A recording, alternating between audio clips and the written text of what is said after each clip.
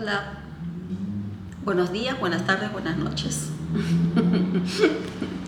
Como si me vieran de todo el mundo. Hay que pensar así en grande. Continuamos con la encíclica del Papa León XIV y me había quedado en el 68. Pero iniciamos con nuestra oración. En el nombre del Padre, del Hijo y del Espíritu Santo. Amén. Padre nuestro que estás en el cielo, santificado sea tu nombre. Venga a nosotros tu reino. Hágase, Señor, tu voluntad, en la tierra como en el cielo. Danos hoy nuestro pan de cada día. Perdona nuestras ofensas, como también nosotros perdonamos a los que nos ofenden. Y no nos dejes caer en tentación, mas líbranos, Señor, del todo mal. Amén. Oremos por aquellas personas que están en los hospitales y están sufriendo de cáncer, están pasando por quimioterapias. Niños, mujeres y hombres. También por los niños huérfanos que han quedado sin padres y están en los orfanatos. Amén. En el nombre del Padre, del Hijo y del Espíritu Santo. Amén. 69. Desde el inicio del magisterio social moderno, a partir de León XIII, la Iglesia ha insistido en el hecho de que ni la persona ni la familia deben ser absorbidas por el Estado, sino que deben actuar libremente en la medida de lo posible, sin causar daño al bien común. San Juan Pablo II retomó y profundizó esta perspectiva, recordando que la comunidad política está al servicio de la sociedad civil y que el Estado debe velar por el bien común, interviniendo cuando sea necesario, pero sin sustituir de manera permanente la responsabilidad de los cuerpos intermedios y de las entidades sociales. La subsidiariedad no justifica el desinterés del Estado, sino que orienta su acción. La intervención pública se requiere precisamente para permitir que todos los sujetos sociales desarrollen su misión sin ser aplastados. Corresponde a la comunidad política crear las condiciones para que personas, familias, asociaciones y cuerpos intermedios puedan realizar su propia vocación social, sin ser sustituidos o reducidos a meros ejecutores. 70. Este principio alienta a superar toda forma de gestión paternalista o asistencialista de la vida social, promoviendo un estilo de corresponsabilidad, un Estado que valora la iniciativa de los ciudadanos y una sociedad civil capaz de generar vínculos y activar energías al servicio del bien común. En una lógica de subsidiariedad, las decisiones se toman al nivel más cercano posible a las personas involucradas, valorando la vida asociativa, de modo que el pueblo no se encuentre frente a decisiones ya tomadas, sino que pueda entrar en su camino de construcción, allí donde familias, asociaciones, comunidades locales, realidades del voluntariado y del denominado tercer sector son reconocidas y sostenidas. La vida social se vuelve más cercana a las personas. Los servicios se brindan con mayor atención a las necesidades reales y las respuestas son más creativas y respetuosas de la dignidad de cada uno. 71. El principio de subsidiariedad vale de manera particular en el contexto de la revolución digital. Aquí el nivel superior no es el Estado, sino todo gran actor económico y tecnológico que ejerce un poder fáctico sobre las condiciones de la vida común. El nivel que absorbe competencias, datos y capacidad decisional está constituido por empresas y plataformas que definen condiciones de acceso, reglas de visibilidad, formas de relación e incluso oportunidades económicas. La subsidiariedad requiere que dichos procesos no se interpongan desde lo alto de modo opaco y unilateral, sino que estén orientados al bien común mediante la transparencia, la responsabilidad y formas reales de participación, auditorías independientes, transparencia en los algoritmos, acceso equitativo a los datos, herramientas de apelación. 72. En este contexto, los estados y las instituciones supranacionales están llamados a garantizar reglas justas y mecanismos de protección eficaces para que las comunidades locales, los cuerpos intermedios, las escuelas y las universidades, así como las realidades eclesiales y asociativas, puedan tener voz y contribuir al discernimiento de las decisiones que inciden en la vida de las personas, trabajo, acceso a los servicios, gestión de los datos y ambientes digitales. En las decisiones que se refieren a los flujos económicos, las plataformas digitales, la gestión de los datos y los algoritmos, no se pueden dejar que pocos actores por sí solos orienten los procesos, sino que es necesario construir formas de cooperación que respeten los diversos niveles de la comunidad mundial y los hagan corresponsables del bien común. 73. Después de haber considerado el bien común y la subsidiariedad, deseo detenerme en el principio de solidaridad. Este principio nace de la visión de persona concebida por la fe. No todo ser humano es creado a imagen de Dios e incorporado a una red de relaciones que lo vinculan a los demás, a los pueblos y a la creación. San Pablo VI recordaba que las obligaciones de solidaridad, justicia y caridad están radicadas en la fraternidad humana y sobrenatural que une a los hombres y a los pueblos entre ellos. La fraternidad no es solamente una aspiración interior del que cree, sino una forma social y política que se ha de encarnar en decisiones e itinerarios compartidos. La solidaridad, pues, es el reconocimiento concreto de que el destino de cada uno está ligado al destino de todos. Realmente, nadie se salva solo. Así se manifiesta de manera evidente el estrecho vínculo entre subsidiariedad y solidaridad. Cuando la subsidiariedad no está acompañada de la solidaridad, termina por transformarse en la simple protección de intereses particulares. Cuando la solidaridad no está sostenida por la subsidiariedad, degenera en asistencialismo, que no promueve la responsabilidad. Este entramado remite también a la responsabilidad de una auténtica participación. La solidaridad se expresa cuando cada uno personalmente y junto con los demás toma parte en la vida de la comunidad, se informa, se asocia, hace sentir su propia voz, contribuye a las decisiones y a las opciones públicas, asumiendo responsabilidades reales para que el bien común se traduzca en forma de decisiones compartidas.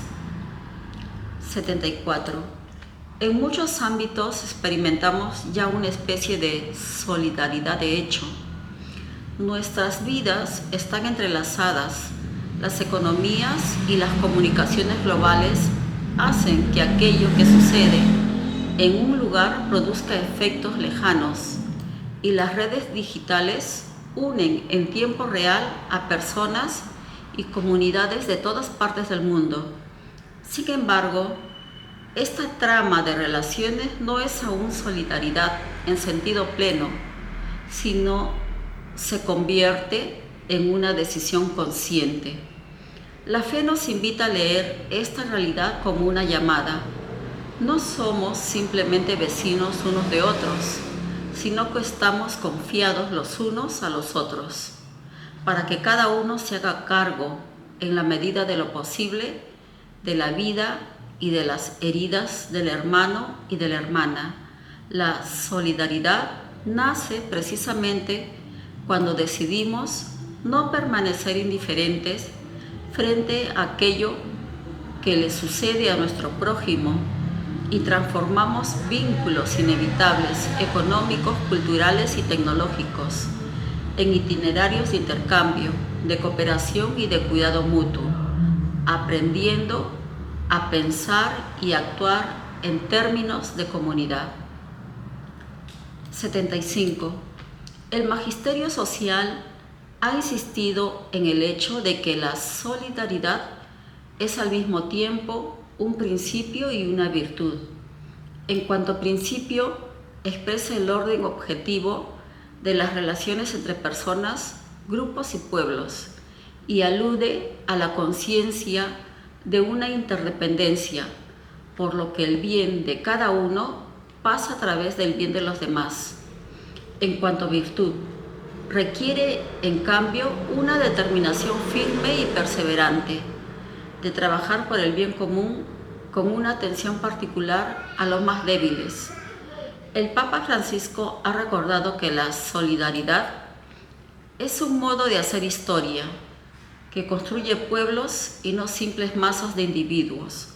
Por eso implica estilos de vida sobrios y compartidos, capacidad de renunciar a beneficios inmediatos para abrir espacios de futuro a los demás y disponibilidad para cuestionar hábitos y privilegios, incluidos aquellos que están vinculados al consumo digital y al uso de las tecnologías, cuando impiden que los demás vivan con dignidad. 76.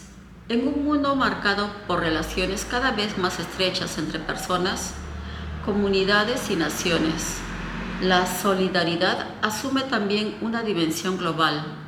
Benedicto XVI señaló con fuerza el nexo entre desarrollo, justicia y responsabilidad hacia las generaciones futuras, recordando que el auténtico progreso requiere una solidaridad intergeneracional y una atención a los lazos que nos unen con el ambiente natural. Hoy esta responsabilidad se extiende también a las infraestructuras digitales e informativas, como el ambiente natural. También el ecosistema digital puede ser cuidado o explotado, compartido o monopolizado. La solidaridad requiere que las decisiones en materia de datos, algoritmos, plataformas e inteligencia artificial tengan en cuenta no solo el beneficio inmediato de algunos, sino el impacto en todos los pueblos y en las generaciones futuras. Subtítulo: El principio de la justicia social. 77. Para la comunidad cristiana, la justicia social es una forma concreta de seguimiento de Jesús y de fidelidad a su Evangelio. En el Nuevo Testamento, Jesús anuncia una buena noticia a los pobres, Lucas 4:18, y se identifica con los pequeños, los enfermos, los presos y los extranjeros. Mateo 25:31 al 46. Así nos enseña que la justicia nace y se realiza en la fraternidad, porque el modo en el que nos acercamos a los últimos y nos relacionamos con ellos se convierte en concreto en la medida de nuestra relación con Dios y con los hermanos. La justicia, sin embargo, no se refiere solamente al comportamiento de los individuos, sino también al modo en el que son concebidas y organizadas las estructuras de la convivencia. A este respecto, el Concilio Vaticano II recuerda que toda institución está llamada a servir a la persona humana y a su dignidad. La justicia social se reconoce entonces por la capacidad de un orden social, económico y político que permita a todos, y en particular a los más frágiles, vivir de manera realmente humana, sin que ninguno se quede atrás. 78. El magisterio reciente ha insistido en el hecho de que la justicia social exige una mirada cuyo punto de partida sean los últimos. San Juan Pablo II habló de una opción preferencial por los pobres, que debe marcar las decisiones personales y sociales, mientras el Papa Francisco denunció una cultura del descarte que provoca cada vez más formas nuevas de exclusión. En esta perspectiva, la justicia social exige mirar a las personas y a los pueblos, comenzando por los que son más vulnerables: los pobres, los migrantes, los refugiados, los desplazados internos, las víctimas de la violencia, las personas que viven en periferias urbanas o existenciales. 79. La idea de justicia social ayuda a reconocer que las injusticias no nacen solo de decisiones equivocadas de los individuos, sino también de estructuras, mecanismos, sistemas económicos y culturales que producen desigualdad casi automáticamente. San Juan Pablo II habló en este sentido de estructuras de pecados que se oponen a la voluntad de Dios y requieren un esfuerzo de conversión personal y social. En esta perspectiva, la justicia no concierne solo a la distribución equitativa de los bienes o a la corrección de las injusticias presentes, sino que asume también una dimensión reparadora. Ella mira a recomponer los vínculos rotos y a reintegrar al que ha sido excluido, teniendo en cuenta las heridas provocadas por las injusticias, guerras, colonialismo, discriminaciones raciales o de género, violencia contra pueblos enteros y explotación. Esto puede significar restituir dignidad y voz a quienes han sido ignorados, favorecer procesos de sanación de la memoria colectiva, combatir leyes y prácticas discriminatorias y sostener concretamente a quienes cargan aún con las consecuencias de agravios sufridos en el pasado. 80. En este tiempo, la justicia social debe confrontarse también con el ambiente creado por las tecnologías digitales. La difusión de redes globales, plataformas y sistemas de inteligencia artificial cambia el modo de informarse, de comunicar y de acceder a los servicios. La justicia exige que se impida el surgimiento de nuevas formas de exclusión y privación de la libertad, personas y pueblos a los que se les niega o dificulta el acceso a las tecnologías básicas, comunidades expuestas a vigilancia invasiva y grupos sociales perjudicados por algoritmos opacos que reproducen prejuicios y discriminaciones.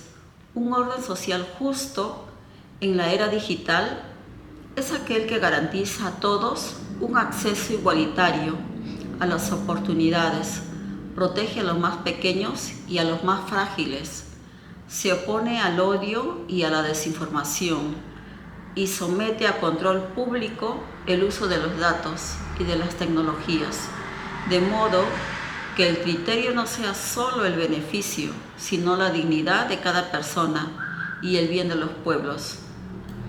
81. Un examen decisivo para la justicia social hoy está representado por la condición de los migrantes, de los refugiados y cuantos son obligados a desplazarse a causa de la pobreza, la violencia, el cambio climático y los desastres naturales. El modo en el cual nuestra sociedad los trata muestra si su idea de justicia está guiada por el miedo o por la fraternidad. El Papa Francisco invitaba a reconocer en los migrantes no simplemente un problema a resolver, sino una imagen viva del pueblo de Dios en camino. Personas con dignidad, recursos y sueños, que tienen derecho a ser tratadas con respeto y piden la oportunidad de poder formar parte activa de las sociedades que las reciben. La justicia social en este campo implica al menos dos compromisos complementarios. Por una parte, proteger el derecho a la esperanza de quien está obligado a partir, garantizándoles vías seguras y legales, condiciones de acogida dignas y procesos reales de integración. Por otra, promover también el derecho a permanecer en la propia tierra, en paz y seguridad, afrontando las causas profundas que obligan a migrar, incluidas las causas vinculadas a las injusticias económicas y a la crisis climática. Cuando estos derechos son respetados, las migraciones pueden ser una ocasión de encuentro y enriquecimiento mutuo entre los pueblos. Me quedo en el número 81. En el nombre del Padre, del Hijo y del Espíritu Santo. Amén. Dios te salve María, llena eres de gracia. El Señor está contigo. Bendita tú eres entre todas las mujeres, y bendito es el fruto de tu vientre Jesús.